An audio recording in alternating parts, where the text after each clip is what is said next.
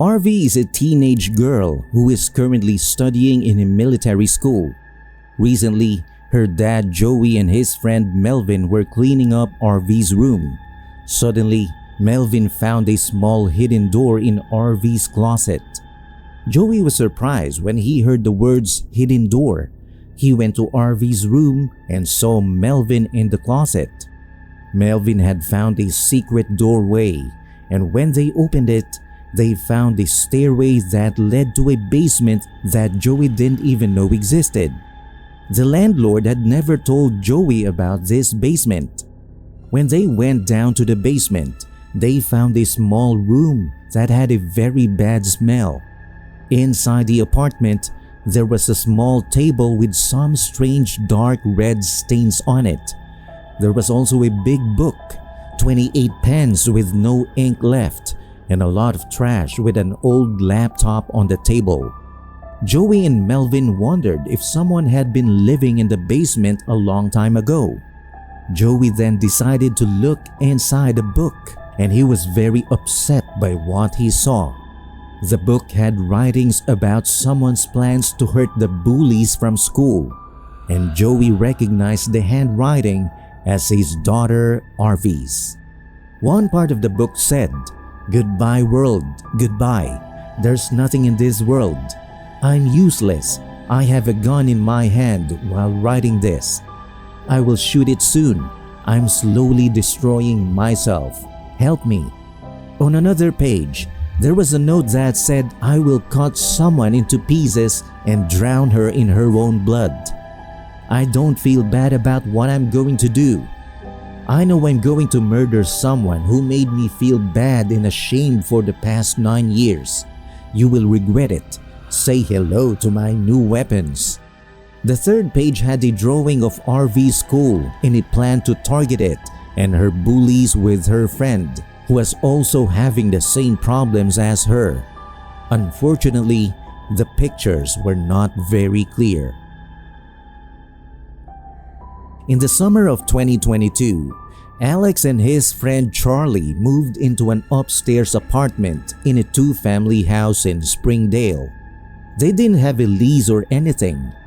They found a place on an online marketplace that offered month-to-month rentals. Alex talked to the landlord, Liam, who didn't live in the house.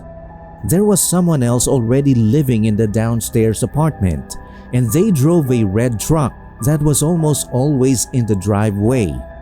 The upstairs apartment was okay, not fancy, but Alex and Charlie thought it would be a good temporary place to stay away from their parents' houses. The apartment had 2 bedrooms, lots of closet space, a living room, 1 bathroom, and a small kitchen. The 2 bedrooms were on opposite sides of the floor, with a long hallway connecting them and the living room in the middle of the hallway. All the rooms and the hallway had carpet. Right away, Alex felt like he could hear noises coming from above the apartment, usually small cracks in the wood that he kept thinking were just normal house sounds. But one of the first nights they were there, right above Alex's bed, he heard what he was sure were footsteps. The small cracks in the floor were moving steadily. Alex went to Charlie's room and knocked on the door to ask if he was hearing the sounds too. But by then, the noises had stopped. This freaked out Charlie because they were already on the top floor, so anything above them would be the attic. But the landlord Liam had not told them about any attic. The next day, Alex texted Liam asking if there was an attic, and Liam said no, and that any sound from above would just be the pipes. So Alex ignored the sounds he had heard. The noises kept happening for a few more nights. Then one day, after getting home from work, Alex was home alone. Even the downstairs neighbor was out. Even though the house seemed empty, there were clear footstep-like sounds coming from above Alex's head. He decided to look around for a possible attic door. There were no attic doors in either of the bedrooms or the living room. He checked the big closet in the hallway and noticed something strange. A plastic garbage bag was hanging and blocking something. He moved the bag aside and found a white door. And behind the door was a stairway leading up to another door. Alex quietly went up the stairs and opened the rickety-looking wooden door at the top. What he found was the last thing he ever expected. There was a cramped, messy-looking apartment up there. He caught a quick glimpse of a small, dirty kitchen, a living room with an old couch, and an open doorway that probably led to a bedroom. Alex said it smelled like human waste up there, and the terrible smell was about to make him leave. Before he heard more small noises coming from inside the bedroom-like room. Alex quickly left and went back down the stairs. He locked himself in his room and called the police. When the police arrived, Alex showed them the secret stairway to the hidden upstairs floor. The police found a homeless-looking and smelly man in the small bedroom on the third floor. When Alex told the landlord Liam, he came to the scene and admitted that the man on the third floor was his troubled brother, and he had secretly made a small living space for him there, even though it didn't have a bathroom, which is why it smelled so bad. Apparently, there was human poop in the sink up there. Alex and Charlie had only been in that apartment for a few days, but that meant the man had probably come down into their apartment at some point. Rachel had always been a loner, preferring the company of her beloved German Shepherd to that of other people. So when she found the perfect little upstairs apartment in an old converted house, she jumped at the chance to make it her own. The two-bedroom unit had a nice big kitchen and a spacious pantry, just the kind of cozy, secluded space she craved.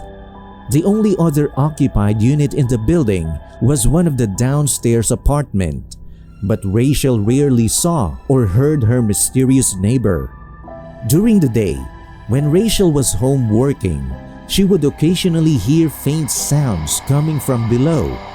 Muffled footsteps, the occasional thud, maybe even a voice or two. But she tried not to pay it much mind, assuming her neighbors simply kept to themselves. After all, Rachel was no stranger to preferring solitude. One night though, the noises took a decidedly unsettling turn. It was late, and Rachel was settled in for the evening, her dog curled up at her feet. Suddenly, she heard a voice coming from the stairwell, a man's voice, but laced with a disturbing edge. At first, it was just a low murmur, but gradually it grew louder and more frantic. It's time, the man would shout, only to quickly follow with a forceful no. His tone became more and more unhinged, his words punctuated by bursts of manic laughter. Rachel felt her heart pounding in her chest. She debated calling the police, but part of her hoped the strange episode would simply pass. After nearly an hour, the voice finally fell silent, leaving an eerie stillness in its wake. Shaken, Rachel tried to get some sleep, her dog's comforting presence at her side. But in the early hours of the morning, she was jolted awake by a deep, menacing growl from her loyal companion. When Rachel went to investigate, she found her dog standing in the kitchen, facing the pantry, hackles raised and teeth bared. As she approached, she heard a loud slam, as if the door had been slammed shut. But when she looked into the pantry, the door was still open. Her dog began pushing at the back shelf, as if trying to get behind it. And when Rachel shone a light back there, she noticed a small gap, just big enough for someone to squeeze through. Filled with a growing sense of dread, she knew she had to call the authorities. What the police found when they arrived was truly disturbing. Rachel's downstairs neighbor had a hidden room, access through a panel in his closet that connected to the secret space behind her pantry. Inside, they discovered a large hunting knife and other unsettling evidence. Rachel knew she couldn't stay in that apartment a moment longer.